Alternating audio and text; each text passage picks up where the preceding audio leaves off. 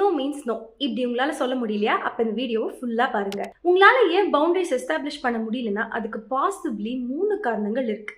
First thing is guilt, second thing is conflict avoidance, third thing is lower self esteem. For example, உங்க best friend வந்து மச்சான் நான் உன்னை நம்பி தாண்டா இருக்க, தயவு செஞ்சு இந்த ஒர்க் பண்ணி கொடுடா அப்படின்னு வந்து உங்கள்கிட்ட நிற்கும் போது உங்களுக்கே ஏகப்பட்ட ஒர்க் இருக்கும். அதெல்லாம் விட்டுட்டு உங்க பெஸ்ட் ஃப்ரெண்டுக்கு நீங்க ஹெல்ப் பண்ண போயிடுவீங்க.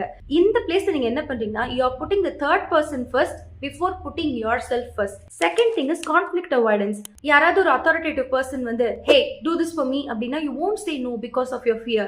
நீங்க வந்து அந்த வேலை பண்ணி கொடுக்கறத தான் கான்சென்ட்ரேட் பண்ணுவீங்க.